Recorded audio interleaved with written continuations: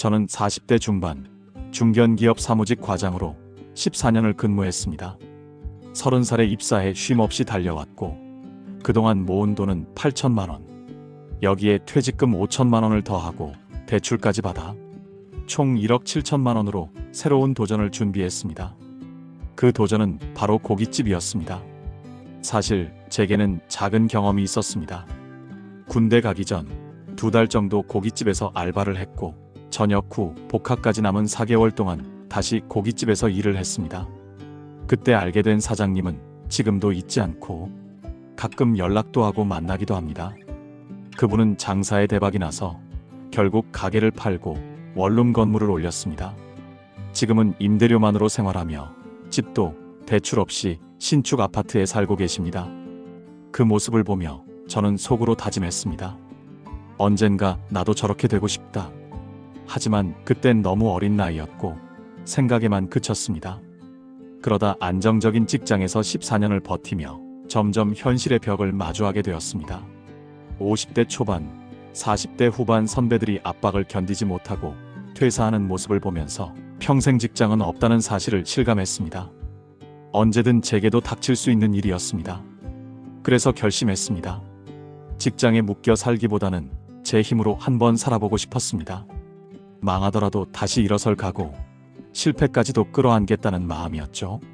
잘 되든 안 되든 후회는 남기지 않을 만큼 모든 걸 쏟아부어보고 싶었습니다. 14년 동안 몸담았던 직장을 정리하는 건 쉽지 않았습니다.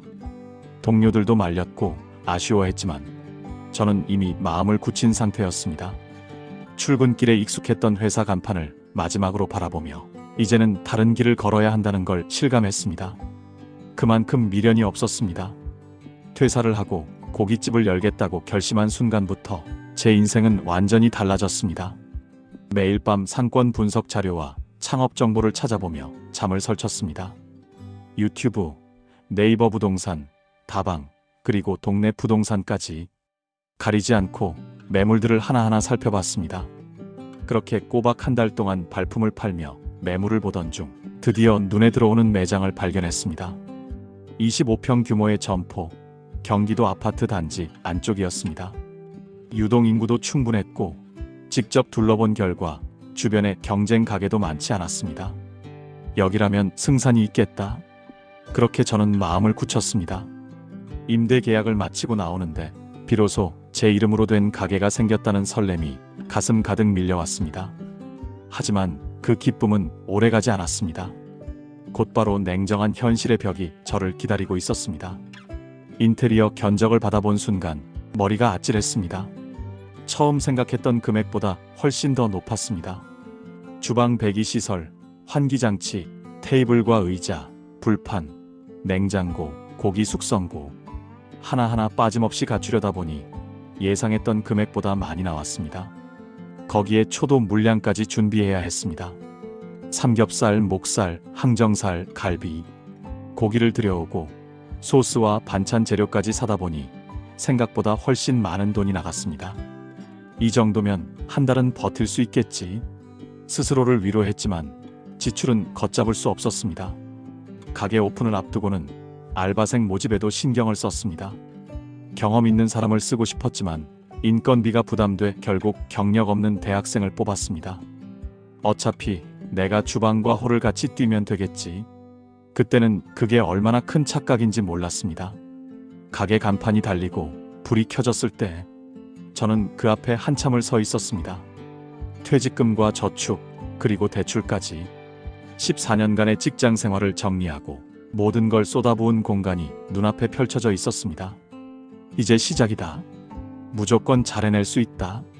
그때만 해도 실패라는 단어는 제 머릿속에 전혀 없었습니다. 드디어 가게 문을 여는 날이 왔습니다.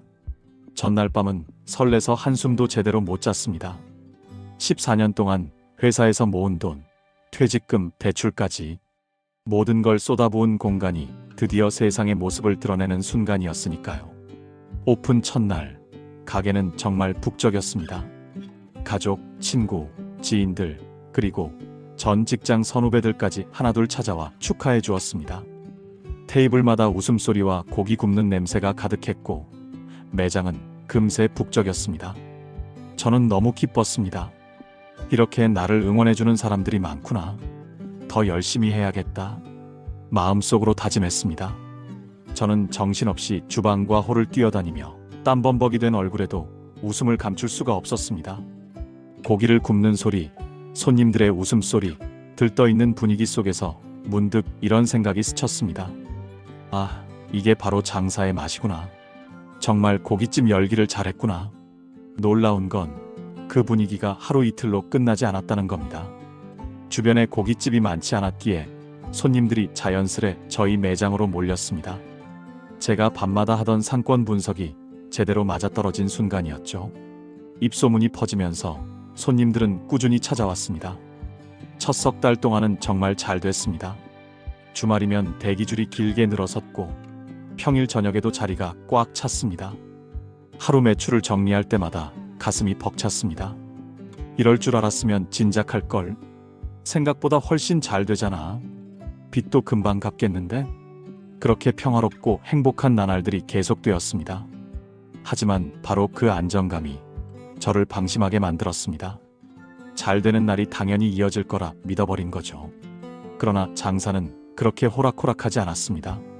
3달이 지나면서 손님들의 발길은 서서히 줄어들기 시작했습니다. 오픈빨이 빠지는 순간이었죠. 주말 대기줄은 어느새 사라졌고 평일 저녁에도 빈 테이블이 하나둘 눈에 띄기 시작했습니다. 냉장고에 채워둔 고기가 그대로 남아가기 시작하면서 불안감이 밀려왔습니다. 쉬는 날 오랜만에 주변 상권을 둘러볼 겸 외식을 나갔습니다. 그동안 장사하느라 보지 못했던 풍경들이 눈에 들어왔습니다. 처음에는 고깃집이 거의 없었는데 어느새 제 매장과 비슷한 고깃집들이 3곳이나 새로 생겨 있었습니다. 그 모습을 보는 순간 머리가 멍해졌습니다. 아, 나에게도 올 게 왔구나. 한 집 건너 카페가 생기듯 고깃집도 유행을 안 타는 업종이라는 착각은 오래가지 않았습니다. 막상 제 일이 되고 보니 짜증과 불안이 동시에 밀려왔습니다. 소비자 입장에서는 선택지가 많아진 게 좋은 일이겠지만 업주 입장에서는 이야기가 달랐습니다. 새로 생긴 경쟁 가게들이 신경이 쓰이기 시작했습니다. 경쟁 업체의 매장에 손님들이 바글바글한 모습을 보며 저는 한참 동안 한숨만 쉬었습니다. 다음 날 다시 제 매장으로 돌아왔지만 상황은 달라지지 않았습니다. 손님은 여전히 뜸했고 매출은 어느새 반 토막이 나 있었습니다. 하지만 고정비는 한 푼도 줄지 않았습니다. 임대료, 전기세, 수도세, 알바 인건비까지 가게 문을 열기만 하면 적자가 기다리고 있었습니다. 그제야 뼈저리게 깨달았습니다. 회사 다닐 때는 유튜브나 기사에서만 보던 이야기들이 이제는 제 눈앞에서 현실로 펼쳐지고 있다는 걸요. 자영업은 무덤이다. 폐업 대란이다. 예전엔 그냥 흘려듣던 말들이었지만 이제는 제 가슴을 깊숙이 파고드는 칼날 같은 진실이 되어 있었습니다. 주변 사장님들도 마찬가지였습니다. 저보다 오래 장사하신 분들조차 한숨을 쉬며 말했습니다. 폐업을 하고 싶어도 돈이 없어 못한다. 그 말을 들었을 때 등골이 서늘해졌습니다. 경기가 안 좋다는 걸 이제는 피부로 느낄 수 있었습니다. 그리고 그 현실이 너무나 무서웠습니다. 저는 밤마다 계산기를 두드렸습니다. 오늘 매출이 60만 원, 고기 원가만 30만 원. 임대료와 인건비 빼면 남는 게 뭐지? 아무리 계산해도 답이 나오지 않았습니다. 손님은 줄고 빚은 불어나고 제 마음은 점점 무너져 내렸습니다. 손님이 줄어들기 시작하자 저는 자연스럽게 인건비부터 생각하게 됐습니다. 주방과 홀을 같이 운영하다 보니 알바생이 꼭 필요했는데 매출이 떨어지니 그 인건비가 큰 부담으로 다가왔습니다. 알바생은 대학생이었는데 처음엔 성실해 보였습니다. 하지만 시간이 지나면서 태도가 달라졌습니다. 무단으로 결근을 하거나 늦잠을 자서 늦게 나오기도 했습니다. 손님 앞에서 핸드폰만 만지고 있을 때도 있었고 제가 아무리 타일러도 크게 달라지지 않았습니다. 결국 저는 주방과 홀을 동시에 맡아 뛰어다녀야 했습니다. 고기를 썰다가도 서빙을 하고 서빙하다가도 계산대를 지켜야 했습니다. 그 과정에서 주문이 누락되기도 했고 고기가 타버리는 일도 생겼습니다. 손님들은 불만을 쏟아냈습니다. 서비스가 엉망이다. 고깃집 맞냐? 저는 더 이상 알바생을 믿을 수가 없었습니다. 그래서 결국 인건비를 아끼려고 알바를 줄이고 대부분을 직접 뛰었습니다. 하지만 그것은 또 다른 문제를 만들었습니다. 체력이 한계에 부딪힌 겁니다. 하루 12시간 이상 불 앞에서 고기를 굽고 손님을 상대하다 보니 몸은 점점 지쳐갔고 표정에서도 웃음이 사라졌습니다. 손님들은 다 알아챕니다. 저 사장님 예전엔 밝았는데 요즘은 표정이 어두우시네요. 그 한마디가 마음에 깊이 박혔습니다. 장사는 잘 되지 않는데 몸은 갈수록 망가져갔습니다. 장사가 힘들어질수록 손님들의 불만은 더 크게 다가왔습니다. 어느 날은 이런 말을 들었습니다. 고기질이 예전 같지 않네. 재료비를 줄이려고 조금 저렴한 고기를 드렸던 게 티가 난 겁니다. 저는 속으로 원가를 감당할 수 없어서 그런 건데라고 변명했지만 손님 앞에선 아무 말도 할 수 없었습니다. 환기 문제도 골칫거리였습니다. 불 앞에서 하루 종일 일하다 보면 냄새가 몸에 배었습니다. 손님들도 여긴 냄새가 너무 심하다라며 불만을 털어놨습니다. 환기 시설을 제대로 하려면 또 수백만 원이 들었지만 그럴 여유는 없었습니다. 무엇보다 무서웠던 건 리뷰였습니다. 예전에는 사장님 친절하다, 고기 맛있다라는 글이 많았는데 점점 서비스가 엉망이다, 고기가 질겨졌다 같은 악평이 늘어갔습니다. 배달앱 리뷰 하나, 블로그 글 하나가 제 마음을 무너뜨렸습니다. 저는 더 성심껏 하려고 노력했지만 이미 떠난 손님들은 다시 돌아오지 않았습니다. 새로운 손님들도 나빠진 리뷰를 보고 주저했습니다. 장사는 점점 더 기울어 갔습니다. 저는 불판 위에 고기를 올려놓고도 손님이 아니라 제 얼굴을 보았습니다. 내가 왜 이렇게 됐을까? 처음에 그 웃음은 어디로 갔을까? 매출이 바닥을 치기 시작하자 저는 더 이상 가만히 있을 수 없었습니다. 뭐라도 해야 한다는 절박함에 여러 가지 시도를 해봤습니다. 우선 할인 이벤트를 시작했습니다. 삼겹살 1인분 주문 시 1인분 추가, 주중 저녁 20% 할인. 이벤트 날에는 손님이 조금 늘어나긴 했습니다. 하지만 매출은 올랐어도 남는 건 거의 없었습니다. 고기 원가와 인건비, 공과금까지 제외하면 오히려 손해를 보는 날도 있었습니다. 배달앱 광고도 시작했습니다. 광고비를 매달 수십만 원씩 쓰면서 노출을 늘렸습니다. 그러자 주문은 조금 들어왔지만 배달 수수료와 카드 수수료가 또 제 발목을 잡았습니다. 매출이 늘어난 게 아니라 단지 돈이 오갔을 뿐이었습니다. 단골이라도 붙잡아야 한다. 저는 일부러 더 친절하려고 했고 서비스로 음료를 챙겨드리기도 했습니다. 하지만 이미 가게 분위기가 기울어진 뒤라 새로운 단골을 만들기는 쉽지 않았습니다. 밤마다 계산서를 정리할 때면 한숨이 나왔습니다. 오늘은 이렇게 열심히 뛰었는데 왜 통장에는 남는 게 없을까? 제 손에는 땀과 기름 냄새만 남았을 뿐 돈은 남지 않았습니다. 장사가 어려워질수록 숫자들이 저를 옥죄어 왔습니다. 대출 원리금은 매달 꼬박꼬박 나갔습니다. 가게 문을 열기만 해도 수백만 원이 그냥 날아갔습니다. 매출은 줄어들었는데 지출은 단 한 푼도 줄지 않았습니다. 부족한 돈은 카드로 메꿨습니다. 그걸 돌려막기 하다 보니 이자는 눈덩이처럼 불어났습니다. 퇴직금과 저축으로 시작했던 1억 7천만 원. 그 돈이 이제는 빚으로 바뀌어 가고 있었습니다. 통장을 열어보는 게 두려웠습니다. 무엇보다 무서웠던 건 제 마음이었습니다.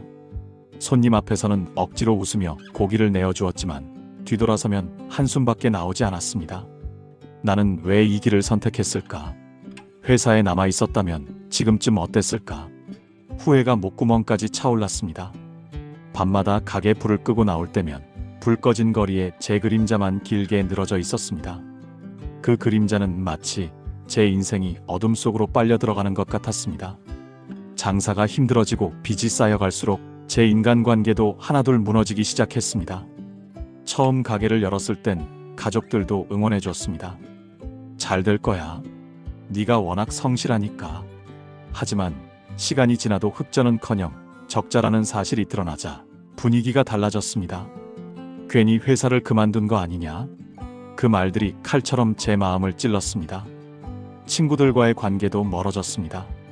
처음엔 가게에 와서 고기도 사 먹어주고 술잔도 기울였지만 점점 연락이 뜸해졌습니다. 제가 먼저 연락을 해도 다음에 보자라는 말만 돌아왔습니다. 가게 사정이 어려운 걸 아는 듯 아예 거리를 두는 느낌이었습니다. 저는 속으로 생각했습니다. 역시 망하는 사람 옆에는 아무도 남지 않는구나. 가장 힘들었던 건 연인과의 갈등이었습니다. 저는 하루 종일 가게에 묶여 있었고 늦게까지 일하다 집에 들어가면 지쳐 쓰러지기 일쑤였습니다. 데이트는커녕 대화조차 제대로 못했습니다. 그녀는 점점 외로워했고 결국 이런 말을 꺼냈습니다. 당신과 미래가 보이지 않아? 그 한마디에 가슴이 무너져 내렸습니다. 저는 잡을 힘조차 없었습니다. 그녀를 붙잡는 대신 차갑게 보내줄 수밖에 없었습니다. 가게를 지키는 것도 벅찬데 사랑까지 지킬 여유는 제게 없었습니다. 장사가 무너지니 관계도 무너졌습니다. 가게에 불이 꺼져갈수록 제 곁에 사람들도 하나둘 사라졌습니다. 제 마음과 몸은 이미 한계에 다다랐습니다. 매일같이 조금만 더 버텨보자 스스로 다독였지만 이젠 버틴다는 말이 위로가 되지 않았습니다. 수입과 지출을 정리해보니 답이 보였습니다. 아, 이건 더 버틸 수가 없구나. 아무리 계산을 해도 적자를 만회할 길은 없었습니다. 가게 문을 열면 열수록 오히려 빚만 더 쌓이는 구조였습니다. 결국 폐업을 결심했습니다. 가족에게도 그리고 단골 손님들에게도 이번 달까지만 운영하고 가게를 정리하려고 합니다라고 알렸습니다. 단골 손님의 한마디가 잊히지 않습니다. 사장님, 고생 많으셨어요. 그 말이 고마우면서도 더 큰 죄책감으로 돌아왔습니다. 폐업 준비는 고통스러웠습니다. 수백만 원 주고 들여온 고기 숙성고, 냉장고, 불판들을 중고로 내놓으니 절반 값도 건지기 힘들었습니다. 하나둘 팔려나가는 집기들을 바라보며 제 꿈이 조각조각 흩어져 나가는 것 같았습니다. 임대 계약을 정리하고 마지막 청소를 마쳤습니다. 텅 빈 가게를 바라보는데 가슴이 미어졌습니다. 여기서 흘린 땀, 웃던 순간, 다짐하던 밤들이 한꺼번에 밀려왔습니다. 그리고 마지막 날 간판 불을 끄며 속으로 중얼거렸습니다. 이제 끝이구나. 가게 문을 닫고 난 뒤 저는 힘들어할 틈이 없었습니다. 통장엔 잔고가 없었고 남은 건 빚뿐이었습니다. 은행에 원금과 이자를 갚아야 하는데 당장 돈이 없으니 빌릴 곳조차 없었습니다. 그래서 폐업 다음 날부터 곧바로 배달 일을 시작했습니다. 그나마 다행이었던 건 고깃집을 할 때 친하게 지내던 사장님 덕분이었습니다. 그분이 배달하다 다치면서 오토바이를 싸게 넘겨주셨고 폐업 이야기를 꺼냈을 때도 혹시 모르니 배달 알바라도 준비해두라는 조언을 해주셨습니다. 그 덕분에 저는 바로 배달을 시작할 수 있었습니다. 비록 망했지만 저는 주저앉을 수 없었습니다. 고깃집은 비록 실패했지만 동시에 현실의 잔혹함을 가르쳐준 공간이었습니다. 장사는 단순히 맛있는 고기를 내놓는 일이 아니었습니다. 임대료, 인건비, 재료비, 공과금, 세금, 수수료, 끝없이 쏟아지는 지출 속에서 웃으며 손님을 맞이해야 하는 전쟁이었습니다. 저는 비로소 알게 됐습니다. 회사 다닐 때 기사로만 보던 자영업의 현실이 이제는 제 몸으로 체험한 사실이 되었다는 것을요. 그렇다고 해서 그 모든 시간이 헛되었다고는 생각하지 않습니다. 실패였지만 제 삶에서 반드시 필요한 경험이었습니다. 저는 다시 일어서려 합니다. 제 인생은 아직 끝나지 않았습니다. 오늘도 배달을 뛰며 다시 살아보려 합니다. 저처럼 희망을 잃지 말고 꼭 다시 일어서시길 바랍니다. 감사합니다.